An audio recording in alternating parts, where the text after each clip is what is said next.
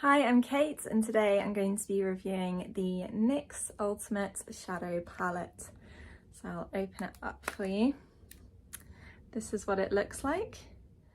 I've had this palette for over 2 years now.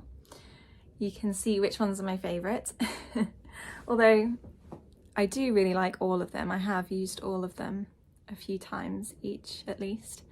But my favourite are the kind of goldy pinky colours, just because no matter what season it is, if it's like winter and my skin's a bit pale, or if I have a tan, I just feel those are the shades that always look best on my skin. However, I am going through a slightly like pinky coloured phase now that it's summer, so I've been using this kind of sparkly gold pink, and I've been using the like darker reds and sort of dark purples and a bit of the more like copper coloured one as well. Sorry, not copper, like terracotta. So I'm going to apply a few of the shades now so you can see how they look on. So starting with, what should we go for first? One of my favourites, this one. So this is a sort of, it's like a light, like a dusty pink. I think that's the best way to describe it, dusty pink. So I'm going to have different eyes. I'm not going to be symmetrical, just so that I can show you as many shades as possible. So this is how the dusty pink shade looks. Very, very subtle, very pretty, but it gives the eye like a nice lift, I feel. And then I would often team this with the more gold pink colour. And this has a little sparkle to it.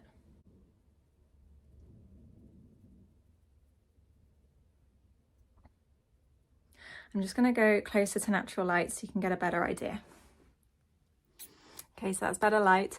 This was the goldy pink colour, and now I'm going to go in with the sort of darker, it's not quite wine red, but like burgundy, lighter burgundy shade.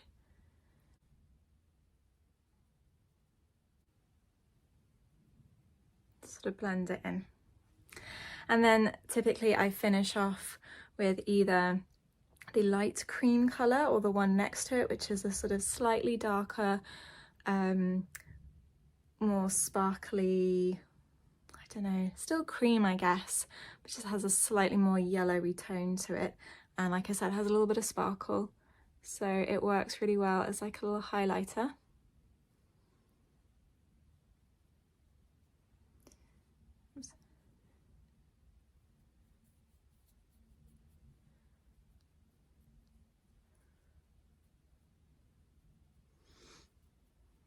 Okay, so I'm now going to show you some of the more like brown colours. So starting off with this lighter brown. Then I'm going to give it warmth with the terracotta colour here. Just on the top. And then I'm going to go into the corners with this darker wine shade. This is a really lovely colour, but the pigment is really strong, so I'm only going to use a little bit.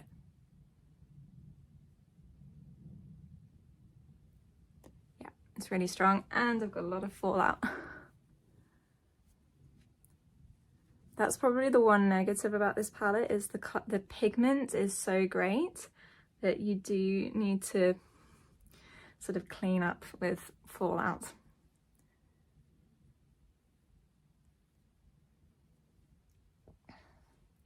And then I'm just going to finish off with a sort of highlighter. So I'm going to go for this one. It has no sparkle. It's quite a matte shade. I'm being quite messy, I'm afraid. It's quite hard to do makeup into a camera. So this is a much bolder look on this eye, whereas this one is a little fresher, more summery. So I would then typically do little line of black eyeliner and then some mascara, but you don't have to. I feel like they look fine without. So what I love about this palette is, first of all, the pigments are great. They're all really nice complementary colours. I feel like each one has been really thought out because it just works beautifully on its own. They also complement each other, they mix really well. There's a lovely selection, and it lasts really long. Like I said, I've had this over 2 years now and I use it pretty much every day. So if I were doing my makeup for just a regular day, I would use these two here. You can see they've had pretty good use, and it would look like this, so it'd be pretty natural. And then I would team it with eyeliner and mascara, and I feel like it's really pretty, bright, has a really nice pigment, and blends really easily. So those are my thoughts on the NYX Ultimate Shadow Palette. I hope you